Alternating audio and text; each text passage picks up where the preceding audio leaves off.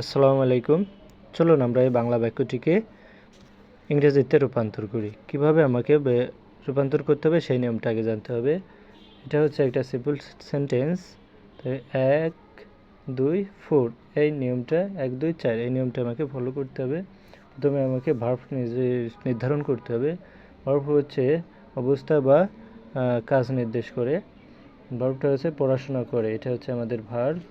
আর এটা ভার্বকে আমরা কি বা কাকে দিয়ে প্রশ্ন করলে কি কি করে, কি পড়াশোনা করে, সেরকমটা আমাদের এই জায়গায় নেই।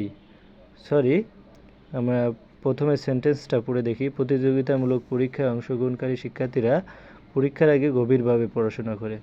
এই জায়গায় আমরা যদি ভার্বকে কি বা কাকে দিয়ে প্রশ্ন করি, এই জায়গায় সেরকমটা কোনো উত্তর পাচ্ছি না, যার কারণে এই জায়গায় সরাসরি অ্যাডভার্বাল ফ্রেজ চলে আসবে গভীরভাবে। এই যে এখন আমরা অবজেক্ট নাই, সেহেতু এক্সটেনশন আছে 1 2 3 4 1 2 4 এক্সটেনশন আছে, এটা বুঝতে পারলাম। যার ফলে আমরা সরাসরি সাবজেক্ট নির্ণয় করব। সাবজেক্ট নির্ণয় করতে গেলে আমাদের ভার্বকে কে বা কি দিয়ে প্রশ্ন করতে হবে। কে পড়াশোনা করে, প্রতিযোগিতামূলক পরীক্ষায় অংশগ্রহণকারী শিক্ষার্থীরা, এটা হচ্ছে আমাদের কি সাবজেক্ট। চলুন শুরু করি। প্রথমে আমরা জানি সবাই যে সাবজেক্ট লিখতে হয়। তাই students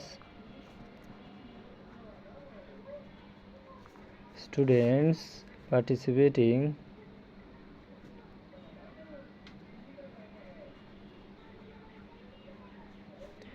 in competitive exams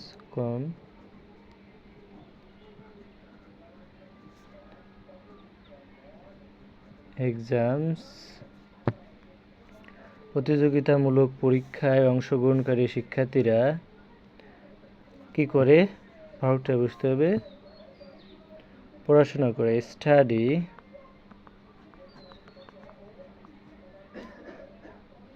study পড়াশোনা করে।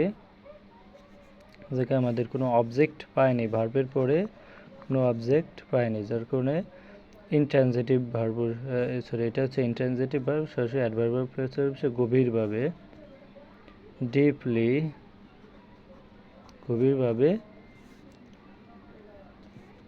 এক্সটেনশন চলে আসবে, যে ফোর এক্সটেনশন, কি পরীক্ষার আগে, বিফোর দ্য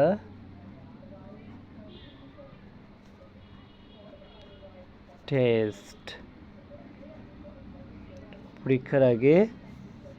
পরীক্ষার আগে গভীরভাবে পড়াশোনা করে প্রতিযোগিতামূলক পরীক্ষায় অংশগ্রহণকারী শিক্ষার্থীরা। ঠিক আছে,